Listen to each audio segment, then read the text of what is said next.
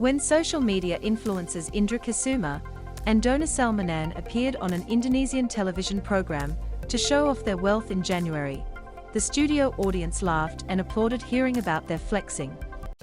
In Indonesia, both men are known as Crazy Rich Indonesians, a title given to wealthy young people who flaunt their possessions on social media. Mr. Kesuma, who goes by Indra Kenz, admitted to once buying an electric car for more than 1.9 billion rupiah at 3 a.m.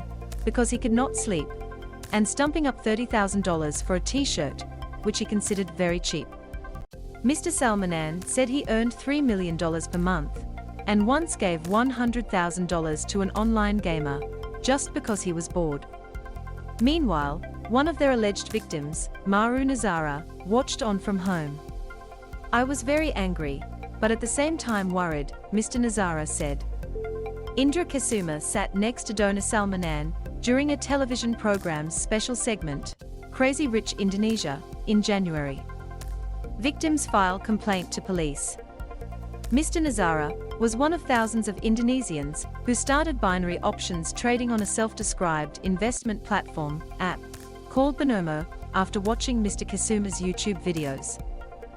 Maru Nazara allegedly lost $50,000 over 6 months through the binary options platform Binomo. He said he was convinced to give it a go after seeing what appeared to be Mr. Kesuma, 25, making tens of millions of rupiahs in just minutes. "I thought it must be the real deal," he said. Mr. Kesuma's results were confirmed and validated by his social media posts with the luxury goods, he alleges.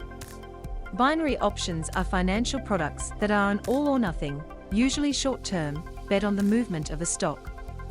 They are described by the Australian government's MoneySmart site as a high-risk, unpredictable investment that is really just a gamble.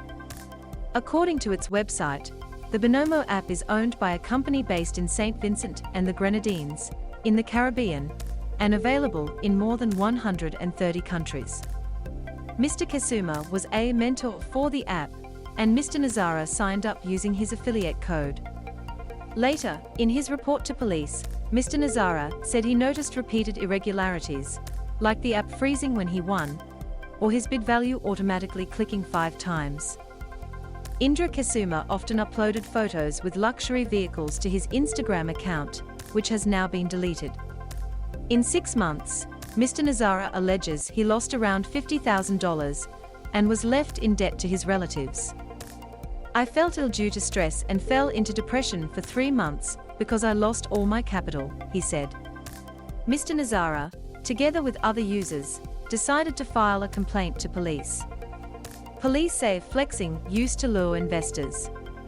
In February, just a month after appearing on the television show, Mr. Kesuma became the first binary options trading affiliate to be arrested by the Indonesian National Police. Indra Kesuma was arrested in February and charged with.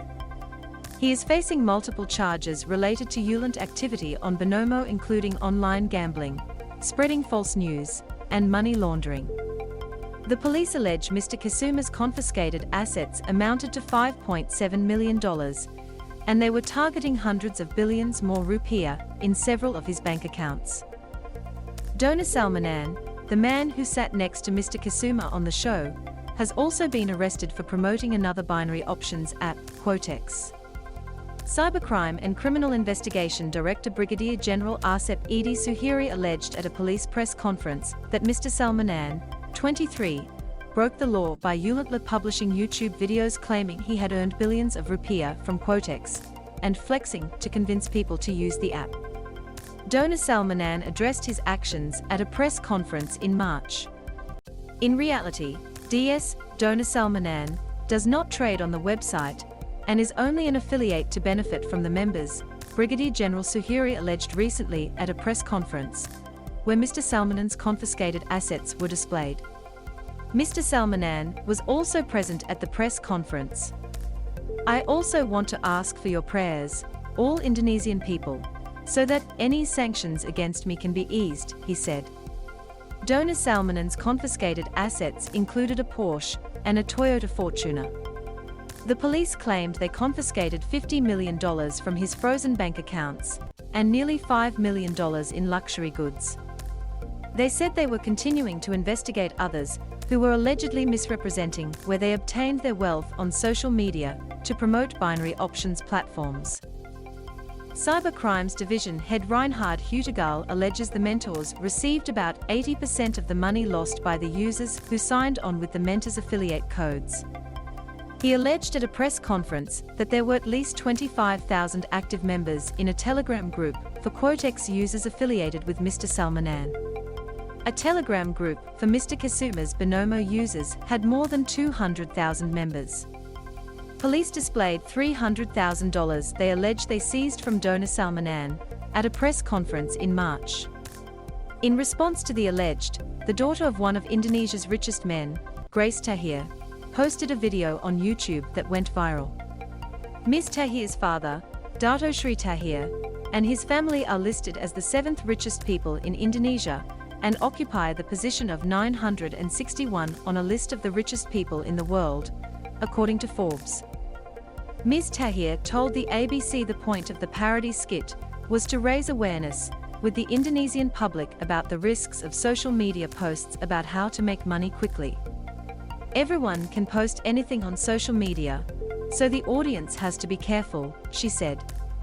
Grace Tahir says people should be wary of social media posts promoting quick ways to make money.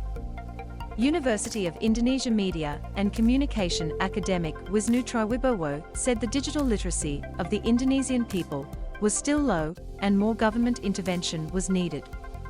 Even in Europe, where the digital literacy is already high, they have internet laws, Dr. Triwibowo said. Lawyer Vincentius Mendrafa, who is acting on behalf of Mr. Kesuma and Mr. Salmanan's alleged victims, said he still had hundreds more complaints to verify and pass on to police. The police say they are now looking at charging 13 more affiliates in addition to Mr. Kesuma and Mr. Salmanan.